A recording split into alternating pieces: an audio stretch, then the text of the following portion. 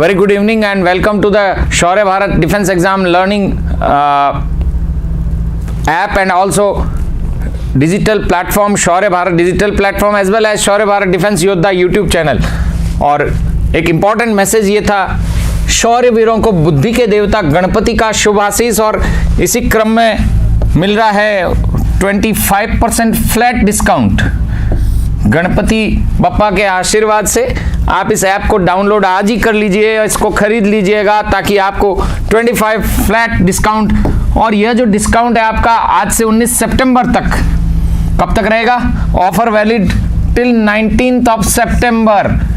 तो जल्दबाजी करने की जरूरत भी नहीं है, और जो आज ले लेंगे तो आज तो बहुत ही पावन दिन है, गणेश चतुर्थी है। तो शौर्य भारत के सभी ऑनलाइन डिफेंस कोर्सेज पर फ्लैट 20% डिस्काउंट, बिल्कुल फ्लैट डिस्काउंट है, अप टू नहीं है। Army, air force, navy, police, NDA, CDS, AFCAT, CAPF, assistant commandant, सैनिक, Navodaya, military school and RIMC, इन सभी पर यह अवेलेबल हो रहा है, तो इसे अवश्य डाउनलोड करें।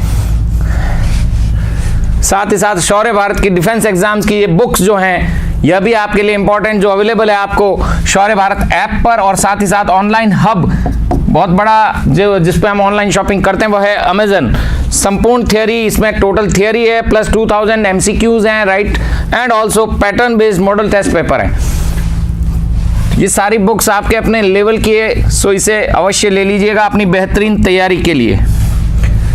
और यह है शौर्य भारत ऐप, जिसके फीचर्स ई बुक्स, जिसमें आपके अपने एग्जाम लेवल का, चाहे वह जीडी है तो जीडी के लेवल का, सीडीएस है तो सीडीएस के लेवल का, एनडीए है तो एनडीए के लेवल का, राइट, तो इन सभी में आपके अपने लेवल का कोर्स और कुछ इंपॉर्टेंट पॉइंट्स, और उन्हीं चैप्टर्स को फिर वीडियो लेक्चर्स के द्वारा टीचर्स, यहाँ एक्सपर्ट टीचर्स समझा रहे हैं इस वीडियो लेक्चर्स में, recorded video lectures high quality में रिकॉर्ड किए गए। आप एक बार जब ऐप डाउनलोड करके उसको खरीद लेंगे तो इसे आसानी से सोते सोते रिलैक्स फॉर्म में भी देख सकते हैं। बाद में लाइव क्लासेस आपको इसी ऐप के थ्रू जाना होगा, live classes. Then very important feature that is practice test, thousands of questions for your practice.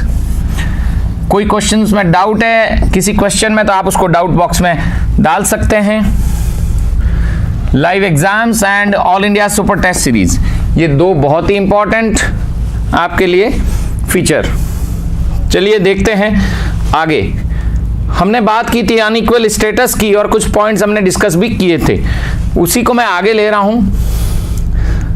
कुछ स्पेशल पावर्स हैं वो राज्यसभा के लिए हैं। किसके लिए है? क्या वह विशेष प्रावधान है या विशेष शक्तियां हैं जो केवल और केवल राज्यसभा के लिए अनुमोदित की गई है? Due to its federal character the Rajya Sabha has given to exclusive, देखिए यहां इंपॉर्टेंट क्वेश्चन बनेगा, टू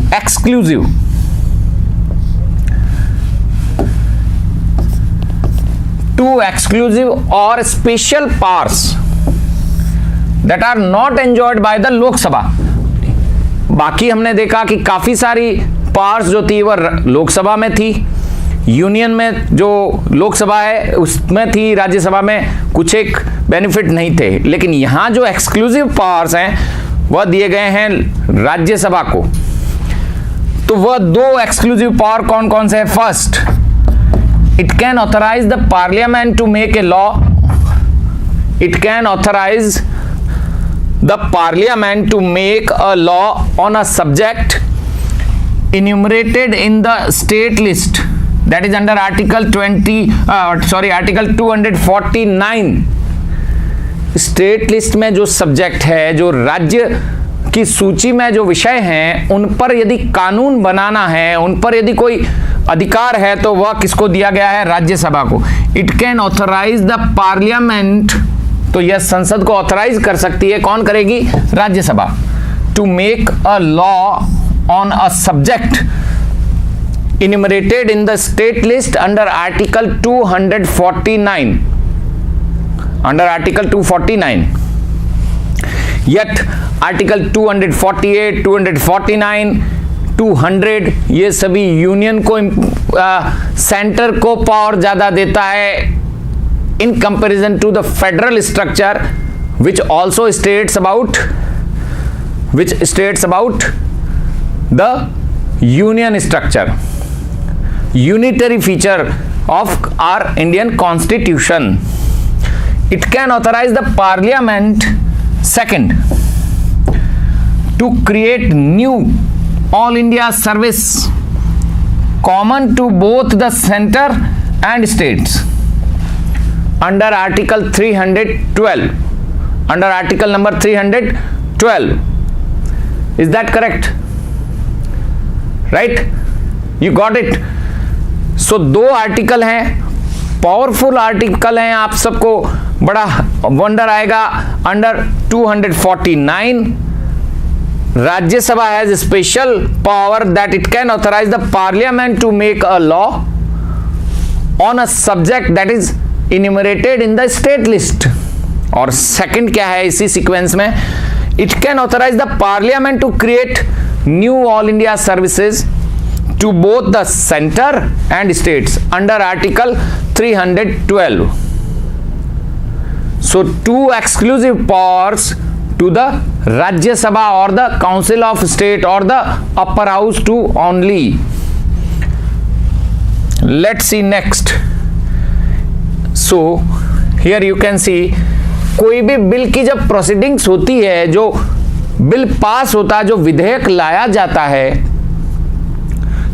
वह विधेयक किस प्रकार से पास होता है, उसमें क्या क्या उसकी प्रावस्थाएं आती है, क्या क्या चरण होते हैं, क्या क्या फेजेस होती है, क्या क्या स्टेजेस होती है। तो अवस्थाएं क्या क्या होगी, देखिए पहला तो उस बिल की फर्स्ट रीडिंग होगी, ये पहला फेज हो गया।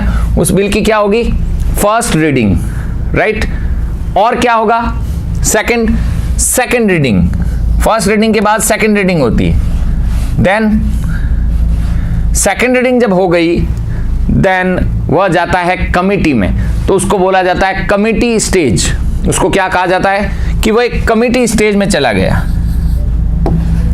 उसके बाद रिपोर्ट स्टेज, उसके बाद वह कहां जाता है, उसके बाद वह चला जाता है रिपोर्ट स्टेज में। यानी अब उसकी कमिटी ने उसको बहुत अच्छी तरह से देख लिया है, उसकी 2 रीडिंग्स हो गई है, अब उसकी रिपोर्ट बनाना है, तो वह जाता है रिपोर्ट स्टेज में, नंबर 4। एंड फिर वापस उसकी रिपोर्ट जब बन जाती है तो उसकी थर्ड रीडिंग होती है। उसकी क्या होती है, थर्ड रीडिंग, राइट। तो उसकी थर्ड रीडिंग होगी, तो ये स्टेज हो गई हमारी नंबर 5th। इस तरह से यह बिल प्रोसीड होता है। 1, 2, 3, 4 and 5, ये स्टेजेस इस प्रकार से चलती है। तब एक बिल पास होता है। वह बिल कैसी नेचर का भी हो सकता है। Fine, let's see next, and that is structure, powers and function of legislature. तो राज्यसभा को स्पेशल पावर हमने किस में दिए थे, हमने दिए थे 2 exclusive powers or special power that are not enjoyed by the Lok Sabha. First one is under article 249, second one is under article 312 in all India services, and the first one is it can authorize the parliament to make a law on a subject that is enumerated in the state list. राज्य सूची के विषय पर राज्यसभा को क्या दिया गया है, स्पेशल प्रोविजन दिया गया है, स्पेशल राइट दिया गया है। तो ये आप क्लियर, यहां पर क्वेश्चन फ्रेम होते हैं, आर्टिकल नंबर भी पूछे जाते हैं, बड़े इंपॉर्टेंट बनते हैं ये क्वेश्चंस। आर्टिकल नंबर हमें बहुत अच्छी तरह से याद होना चाहिए। चलिए देखते हैं आगे। तो बिल की प्रोसीडिंग हो गई। बिल की प्रोसीडिंग होने के बाद अब देखते हैं structure, powers and functions of legislature. The legislative powers and functions of the union and the states are clearly demarcated in 7th schedule of the Constitution of India. राज्य के और केंद्र के विधायी शक्तियां का विवरण स्पष्ट रूप से 7वीं अनुसूची में है, भारतीय संविधान की 7वीं अनुसूची में वर्णित है। The legislative powers and functions of the union, विधायी शक्तियां और उनके कार्य, संबंधित कार्य किसके, यूनियन के यानी केंद्र के और स्टेट्स राज्यों के, are clearly demarcated in 7th schedule of the Indian constitution. और क्या है, the constitution has classified the subjects. अब संविधान ने भी क्या किया कि जो ये 3 सूची है, जो 3 लिस्ट है, जिसको हम union list, state list and concurrent list बोलते हैं, उनमें सब्जेक्ट्स को डिवाइड कर दिया है। The constitution has classified the subjects for which the legislation made to perform the duties and responsibilities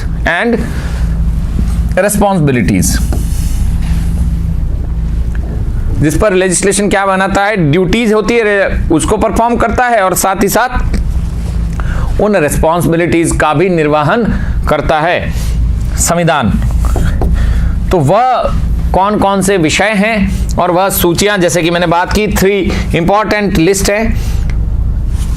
the constitution has classified the subjects for which the legislation made to perform the duties and responsibilities which with specific powers for division of powers to avoid the 7th schedule of the constitution provides for trifurcation of legislative powers. Trifurcate 1, 2 and 3. Tri यानी 3. अब क्या क्या है 3? The first one is your union list, second one is your state list and third one is your concurrent list. Third one is our concurrent list.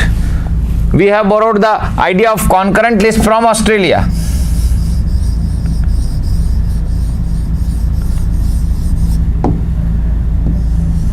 From Australia. And these two have their impact from Indian Government of India Act 1935. Bharat शासन अधिनियम 1935 से ये लिए गए हैं, union list and state list, right? So move further and see. The union list includes the subjects. First RI union list, over which the parliament has exclusive authority to make laws and change the existing laws. जो पुराने कानून हैं, जो विधि सम्मत बन गए हैं, उनको हटाकर नए विधि सम्मत कानून बनाने का अधिकार यूनियन लिस्ट के अंतर्गत, केंद्र सूची के अंतर्गत संसद को दिया है। किसको दिया है? The parliament has exclusive authority to make laws and change the existing laws. जो ऑलरेडी जो लॉज हैं उनमें चेंज कर सकते हैं और यह संसद कर सकती है। संसद का मतलब क्या हो गया? राष्ट्रपति, upper house and lower house. Final authority ये होंगे। सील एंड साइन राष्ट्रपति के होते हैं, प्रेसिडेंट के। प्रेसिडेंट जो होता है सील एंड सिग्नेचर करता है। देन स्टेट लेजिस्लेचर क्या करेगा? The state legislature has exclusive authority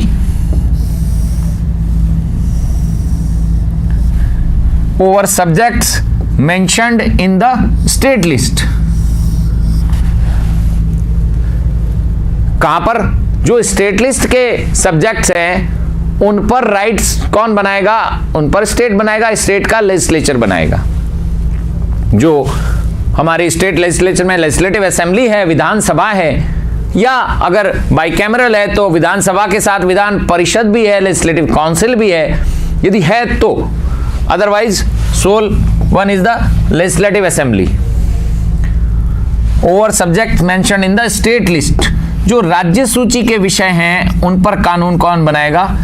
state legislature बनाएगा। And lastly in the subjects enumerated in the concurrent list. अब ये बड़ा इंपॉर्टेंट है, यहां कौन बनाएगा?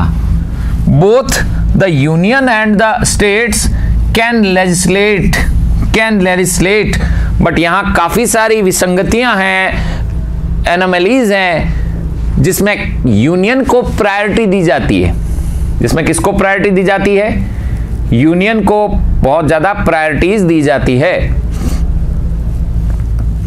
तो ये है हमारा union list.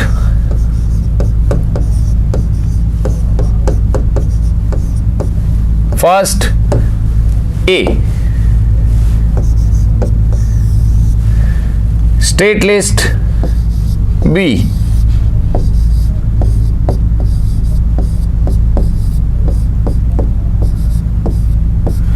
and this one is the concurrent list C.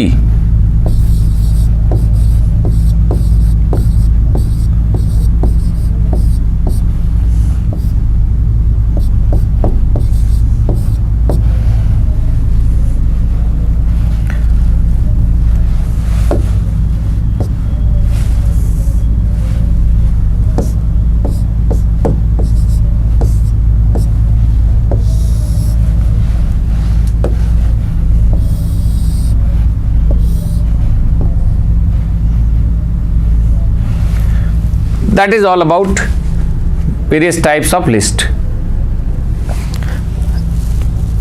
Then look at this simple examples of or the powers provided on the subjects like for union list, concurrent list and state governor. State government, central government, union list, concurrent list,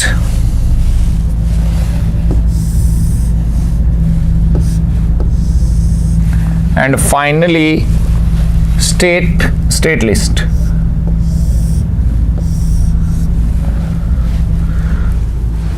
These are the various subjects. First, union list. Central government has power to make laws on defense, first. Banking, second. Currency, third. Foreign affairs fourth, communication fifth. तो बड़ा एक analysis किया जा सकता है कि centre ने federal structure तो दिया, लेकिन जो इंपॉर्टेंट रेवेन्यू जनरेशन के जो वर्क है वो सभी अपने पास रखे, right. Defence of course priority है, but banking, IT, income tax, currency, foreign affairs, communication, etc. Then in the case of state government को क्या दिया इन्होंने?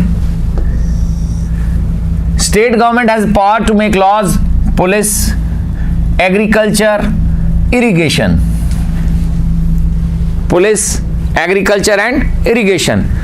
These are the some example or instances of various list subjects. And then lastly, in the case of concurrent list, both central and state government jointly make laws. So first one is the education.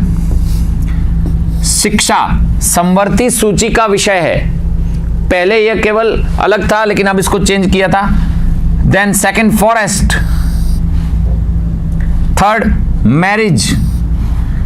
Fourth, adoption. And lastly, succession. These all are various subjects of concurrent list. These all are various subjects of concurrent list.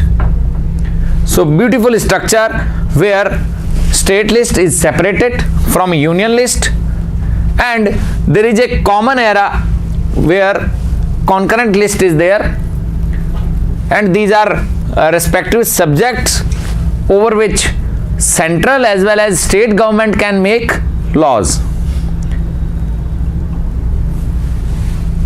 Next slide. Again, very important part, that is the amendment process and its procedure. संविधान संशोधन प्रक्रिया, संविधान संशोधन प्रक्रिया और उसकी जो प्रक्रम है। तो यहां एक क्वेश्चन पहला ही सबसे पहले दिमाग में आता है कि यह किस अनुच्छेद के तहत किया जाता है और यह हमने प्रोसीजर कहां से लिया है। तो हमारा आंसर होगा जो हमारा आर्टिकल है 368, आर्टिकल नंबर 368 के अंतर्गत यह संविधान संशोधन की प्रक्रिया की जाती है और साथ ही साथ जो अमेंडमेंट प्रोसेस है, जो अमेंडमेंट प्रोसीजर है, वह हमने साउथ अफ्रीका से लिया।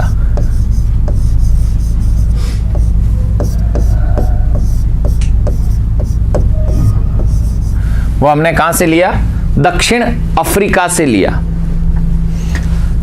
The constitution of India has a unique provision to make the constitution relevant to changing conditions and needs but without changing the basic structure of our constitution. Society है, time period change होता है, generation change होती है, need आ जाती है ऐसा, इसलिए संविधान में संशोधन अपरिहार्य हो जाता है, करना ही पड़ता है, कुछ नियम ऐसे बनाने ही होते हैं। That is the need of changes in are some parts in constitution but not the whole and the basic structure of the constitution. संविधान संशोधन की प्रक्रिया 3 प्रकार से पूर्ण की जाती है। एक तो आर्टिकल नंबर 368 इंपॉर्टेंट है। कैसे सदन में यह रखी जाएगी? तो 3 विशेष प्रकार हैं इसके। पहला प्रकार होता है सिंपल मेजॉरिटी, साधारण बहुमत।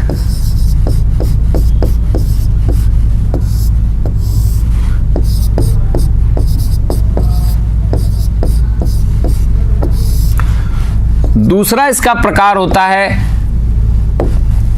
स्पेशल मेजॉरिटी, विशेष बहुमत।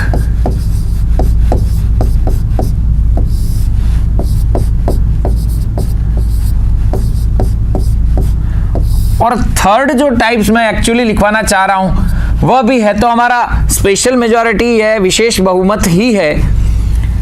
यह भी क्या है? विशेष बहुमत, पर यह राज्यों के संदर्भ में है। यह राज्यों के संदर्भ में है।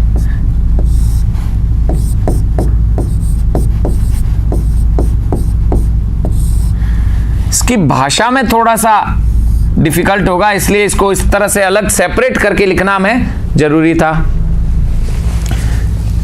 इन प्रोसीजर, इन मेजॉरिटी को लेकर ही सदन में हम क्या कर सकते हैं? चेंज कर सकते हैं। किसमें? कॉन्स्टिट्यूशन के उस पार्ट में जिसकी नीड हमें वहां पर है कि इसका बेसिक स्ट्रक्चर हम चेंज नहीं होने देंगे, but due to the need we will change that part और that language of our constitution. Article 368 deals with the amendment of the constitution. As per this article, the parliament has the supreme power to initiate the amendment process. Parliament has the supreme power to initiate the amendment process. तो जो majority की बात की जा रही थी कि simple majority and special majority, वह सब कहां होगा? तो यह सभी हमें ध्यान देना होगा, यह पार्लियामेंट में होगा।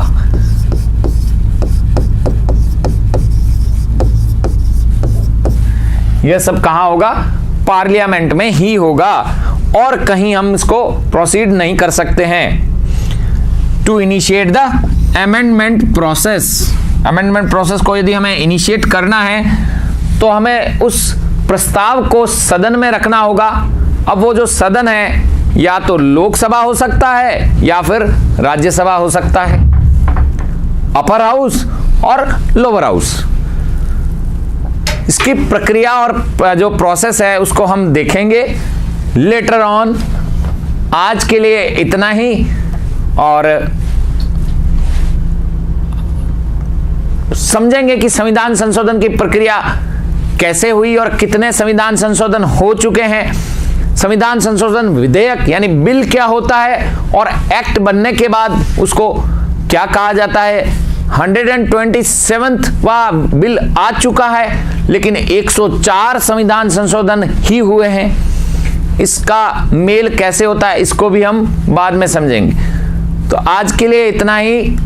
Wish you all the best और गणेश चतुर्थी के आप सभी को शुभकामनाएं। Thank you so much. जय हिंद, जय भारत।